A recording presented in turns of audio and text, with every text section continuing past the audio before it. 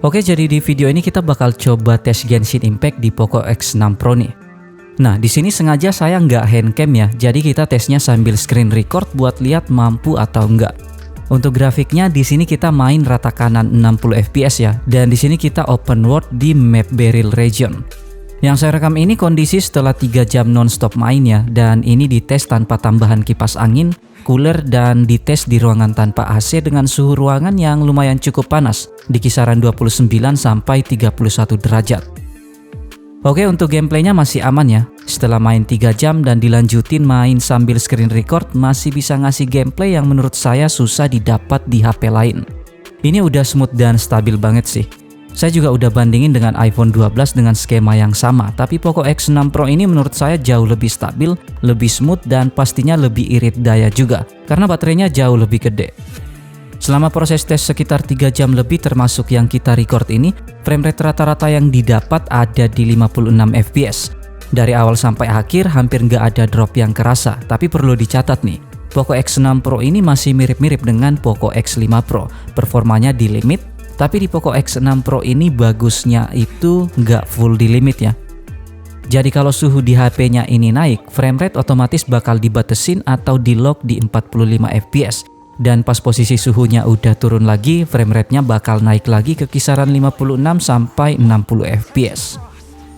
Nah, untuk konsumsi dayanya sendiri, Poco X6 Pro ini udah tergolong irit buat dites dengan settingan rata kanan. 3 jam tes termasuk yang di record ini baterainya berkurang sekitar 79 sampai 80% atau rata-rata untuk per jamnya itu sekitar 25% lebih dikit. Untuk suhunya sendiri menurut saya masih wajar ya.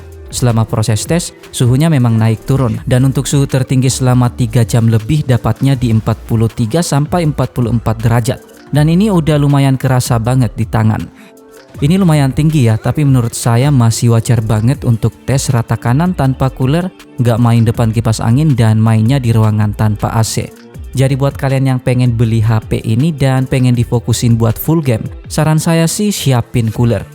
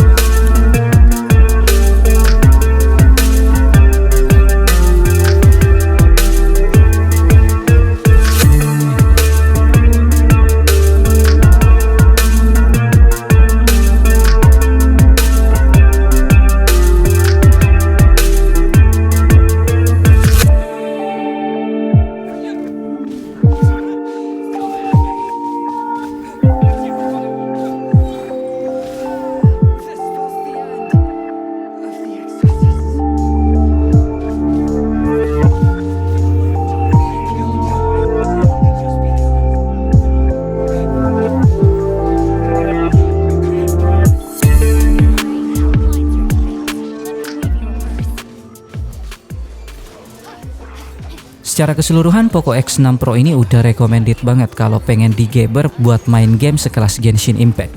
Masih mampu banget lah buat dimainin di settingan rata kanan. Paling aman sih bisa di set di medium atau high 60 fps aja buat ngejaga suhunya tetap stabil. Jadi itu dia game tes Genshin Impact di Poco X6 Pro. Terima kasih sudah menonton video ini, tetap positif, rendah hati, dan sampai jumpa di video selanjutnya.